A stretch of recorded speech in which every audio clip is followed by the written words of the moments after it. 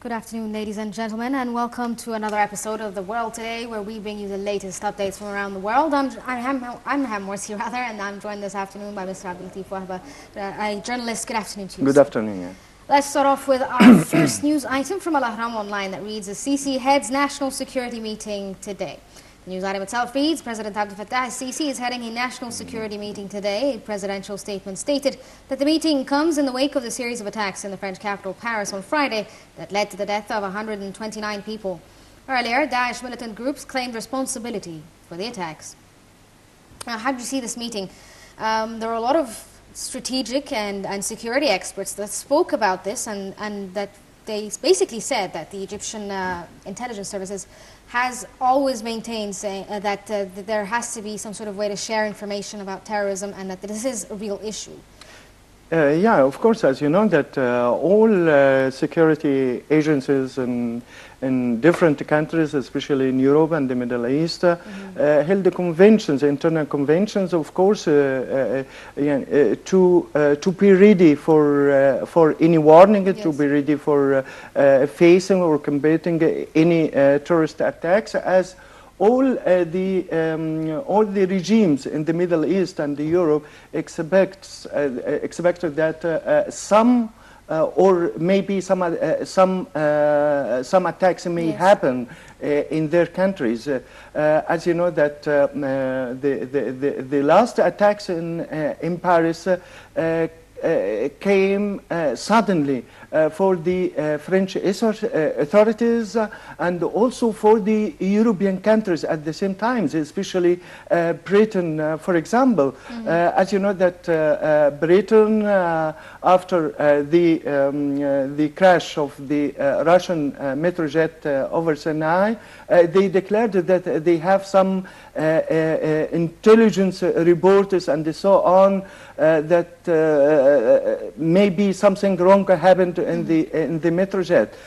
So they declared directly after hours from the Metrojet crash in Sinai. But now, after Paris, as you know, after yes, the terrorist attacks in Paris, Obama, for example, didn't want to declare any reasons for the attacks, or he didn't mention that they have any science or any intelligence reports about the attacks, and the same rule for Britain at the same time. But didn't the Egyptian authorities unofficially say through different sources that they did warn France and Britain that there are attacks possible within the next coming weeks before the attack occurred? Yeah, of course. As you know, if you noticed, for example, the interview of President Abdel Fattah al-Sisi with some international channels and news agency, he issued a warning for all the European countries, especially who played a role in Libya, for example, and at the same time in Syria, that they must take their warning because something or some terrorist attacks may happen, yes, in the coming days or the coming weeks and so on. And he invited at the same time to find a solutions for Syria. Yes. But not the same solutions happened in Libya, for example. As you know, the international coalitions, yes, toppled the Libyan regime, yes, and they killed him and so on. And they left the ground bathed for the militant, for the ISIS, for the fundamentalists and the extremists in Libya. Yes. The same situations that Mr. Abdel Fattah al-Sisi declared his warning too from what is going in Syria. As you know, that Egypt declared that any solutions in Syria must be peacefully, must be by negotiations. Isn't the biggest problem that the world or the international community faces is a lack of cooperation in terms of intelligence? Yeah, of course. Will this occur? I mean, will there be sharing of intelligence from different services from around the world? Yeah, of course. As you know that the main reason for the Paris attacks, yes, as you know, that France firstly denied to join the international coalitions in Syria, but maybe 2 months ago they declared that they have a rule in Syria and the airstrikes in Syria and so on. This is the big dilemma that happened in France, for example. How they can refuse for the first time to join the international coalitions and then suddenly participated. And also they have a close relation just now with the Arab countries and with the countries in the Middle East. As you know, provided Egypt, for example, with some military equipments, Mistrals and so on. And also they provided Lebanon with the same military equipments like seaboats, like and modern armies for the Lebanon, and at the same time, as you know, that they didn't declare. I mean, the French regime didn't declare any procedures against the attacks that happened first in Paris against Charlie Hebdo and so on, and the cartoons published against Prophet Muhammad, and as you know, at the same time, France is the only country that have maybe more than 5 or 6 million Muslims in the French society, and they have also some problems concerning how to integrate in the French society. Yes. Let's move on to the next item from the Egypt Independent that reads, Giza pyramids light up with the flags of France and Russia in solidarity with the victims. The news item itself reads, Giza's pyramids were illuminated on Sunday night with the colors of the flags from both France and Russia in solidarity with the victims of the Friday Paris attacks and also those who lost their lives in the crash of a Russian passenger airline over Sinai 2 weeks ago. The pyramids lit up at 9:30 Cairo local time and alternated between the flags of Egypt and France and the flags of Egypt and Russia. The flags of France, Russia and Egypt are raised around the pyramid. On Saturday, several buildings around the world lit up the tricolors of the French flag, including the San Francisco Blue Hall, Sydney's Opera House, and Mexico City's Senate building. A series of deadly attacks against a venue packed with people rocked the French capital on Friday, killing at least 128 people. How do you see this move? What's the significance of lighting up the flag or illuminating the pyramids? As you know, if the French and the European communities suffered from terrorism, we are the first nations that suffered from the terrorist attacks at the same time, and they must now respond to the Egyptian efforts to face terrorism, not only in the Middle East but also in Europe itself. And as you know, that Minister of Tourism at the same time is trying to declare that the Egyptian people refuse any kind or all these kinds of terrorist attacks happened not only in Egypt but also in Lebanon, in France, in any countries. And we invited all the international community to join our efforts in facing terrorism, especially the new terrorism of Daesh, of the extremists and the fundamentalists in the area. Okay, let's move on to the next item from the Daily News of Egypt that reads, 2 Egyptians confirmed dead in the Paris attacks. The news item itself reads, 2 Egyptians, 20-year-old Saleh Hamad al-Gibeli and 30-year-old Lamia Mongour were reportedly killed in Friday's Paris attacks. French authorities told the Egyptian Consulate General in Paris that al-Gibeli, a resident in France, was killed during the attacks. The Egyptian consul said the location where he was killed is unknown, but it is likely the Bataclan concert hall, the deadliest site of the Friday's carnage. Dual Egyptian-French national Lamia Mogadir died during the attack at a restaurant in Rue de Charonne on the 11th district. Mogadir studied cinema and worked as a communication manager at Studio Noma Talents agency. The consul also said there were no reports of Egyptian attackers involved in the event. How do you see this? I mean, at first, the French authorities claim that they found the Egyptian passport. Yes. Will there be some sort of international or actually French action towards this, where they would apologize to the families of the people that have died in this incident? At the beginning, they declared that they found an Egyptian passport with some in the theater or and so on. But logically, no one from the persons who committed the crimes will take his passport with him during the attacks, for example. But as you know, that they discovered after that, and the Egyptian embassy in Paris at the same time affirmed that some Egyptians who were attending the celebrations or anything like that in the theaters.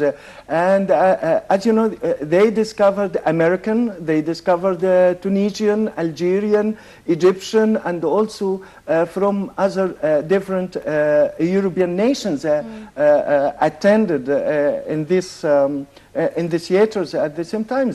But some international media picked the information as one of the Egyptian involved in the attacks, and this was completely wrong after that. Okay, let's move on to the next item from the BBC that reads, Paris attacks, Britain confirmed among the dead. UK Foreign Office has confirmed that one Briton was among the 129 people killed in Friday's attack in Paris. He has been named as Nick Alexander, who died in the attack at the Bataclan concert hall, where he is thought to have been selling merchandise. His family described him as a generous, funny, and fiercely loyal. A government source said that there were fears a handful of other British people had been killed. An unspecified number are being treated in hospital. A family statement said it was a huge sorrow that we confirm that our beloved Nick lost his life in the Bataclan. How will the UK and other countries like the UK respond to this? How will they sort of protect their citizens, for instance? Yeah, of course, as you know, that the main crisis the European countries faced just now, that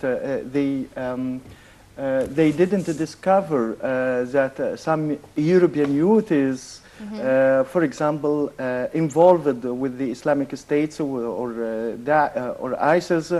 And also some, like the French regime declared that some French youths joined ISIS and so on. I think that it is a time for all the European countries to take actions against the fleeing of their youths to join some groups, especially in Syria, passing through Turkey and so on. As you know, that the main attacks in Paris, for example, expressed that all the European countries are involved in forming and funding ISIS in Syria itself. Okay, let's move on to the next item. From the Global Post that reads, US-led strikes destroy 116 Daesh fuel trucks in East Syria. The news item reads, strikes by the US-led air coalition fighting Daesh group destroyed 116 fuel trucks used by the militant organization in eastern Syria, the Pentagon said today. In a statement, the Pentagon said that trucks were destroyed in a single strike near the Abu Kamel, a Daesh-held town in Deir ez-Zor province along Syria's border with Iraq. Daesh controls most of the oil-rich area and part of the city, but has tried for months to seize all the provincial capital. Coalition forces conducted 10 strikes in northern, central, and eastern Syria on Sunday in one of the highest number of raids for the campaign in weeks. The statement had 13 strikes were carried out in various parts of Iraq as well. After Paris's attack, do you think that this coalition is, well, obviously it is stepping up its action towards Daesh by creating or attacking more with airstrikes, but is this effective? Yeah, but let us say first that the American administrations was completely criticized from by the congressmen or Congress members, Yes. as you know, especially after the Russian interventions, military interventions in Syria. They criticized Obama administrations after more than a year attacking from the airstrikes and the coalitions with the other countries. What did the American administrations achieved on the ground in Syria? Nothing, because they support some groups and they attack the other, strikes the other groups at the same time. But after the Russian military interventions in Syria, they didn't make any clearance or differentiations between any other groups in Syria itself. Yes. They demolished all the political groups in Syria. They supported only the Syrian regime. This is the first point. The second point is that the congressman criticized Obama because his policy in Syria means handing Syria over to the Russians. Yes. So I think that the U.S. administrations will condensate its airstrikes in Syria. But are they effective, though? I mean, do they not need ground troops? Yeah, especially after the Paris attacks. And I think that they are trying just now to put a foot on the ground in Syria, especially after they send more than 50 ops officers in Syria. They are trying to pave the way for the ground forces and so on. Okay, let's move on to the next item from The Guardian that reads, Western leaders urge Putin at G20 to change course in Syria. The news item itself reads, world leaders at the G20 summit in Turkey have made fresh overtures to the Russian President Vladimir Putin to reach a deal to unite against Daesh group and end the Syrian civil war in the wake of the terror attacks in Paris on Friday and recent downing of the Russian plane in Sinai. President Obama held an unscheduled 35-minute meeting at the summit of the world's 20 major economies in a bid to persuade Putin that Russia had a shared interest in ending the Syrian civil war on mutually agreeable terms. David Cameron on Monday urged Putin to stop bombing Syrian moderate forces opposed to Assad and instead focus on ISIS. Russia and Western leaders have been at loggerheads on whether a peace process can endure with Assad remaining as president. It seems that the strategy has not changed despite the terrorist attacks. They seem to want to find an end to the civil war without actually getting rid of Assad. And there were people claiming that if Assad leaves right now, today, there will be a power vacuum, and this would give strength to the extremist groups. But you know that after Vienna Conventions, you have we noticed that some foreign or some European countries started to respond with the Russian procedures for reaching peaceful solutions in Syria. As you know, the Russian suggested a transitional period about 18 months within and elections may be held, but the European insisted that they can accept the transitional period without Assad, and if they reach it, for example, for an elections, Assad must be, or Bashar al-Assad must be out of the all criteria in the agreement. But is that the biggest problem, Assad, or is the actual problem the extremists there like Daesh or Al-Nusra Front? These are the actual threats. But let us say that the Russians is trying to support Assad and also to pave the way for his rule for a new rule Yes. for Assad regime if they reached to a final agreement between the international community for a transitional period Yes. and with presidential elections and so on. I think if they managed to pose its solutions or their solutions, I think they will, from now until the elections, they will give a new power for Bashar al-Assad regime.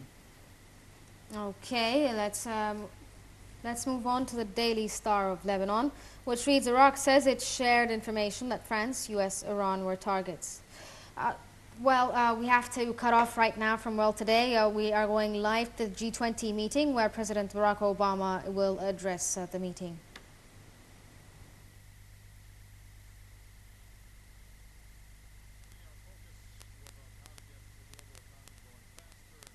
Jobs for our people, and I'm pleased that we agreed that